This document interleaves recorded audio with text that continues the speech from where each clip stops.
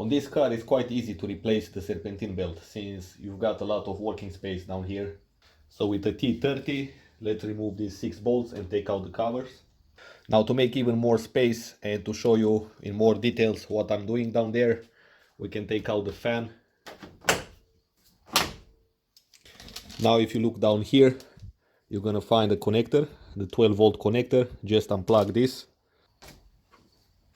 And now the fan itself will come out.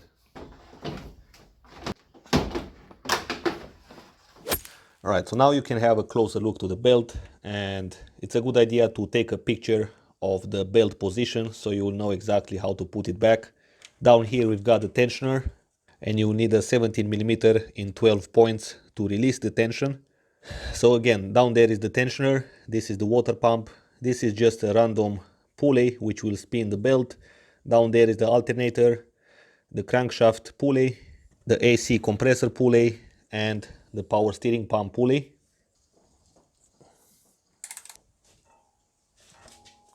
Okay, the tension is off and the belt is off as well. Now the size of the new belt has to be 2271mm if you have the air condition. And if you don't have the air condition compressor, which is down there, then the belt has to be 2191mm.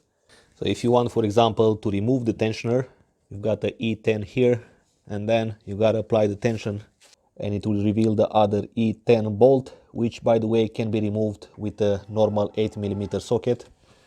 Okay, so this is what I'm going to attempt now. Let's see.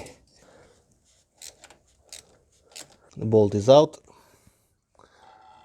Now let's take out this guy from here.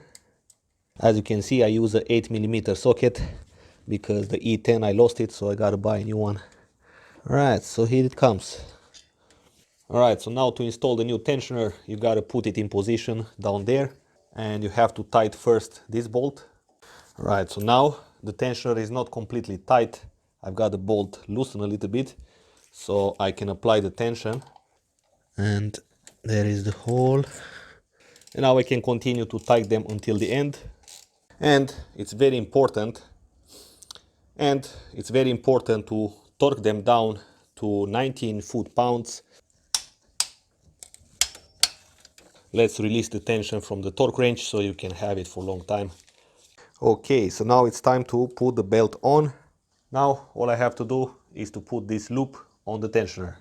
And of course make sure that the belt sits very well on all the pulleys. It has to be very well placed on the threads. Like for example here, you should not feel that the belt is over the tensioner or the idling pulley and the belt is on.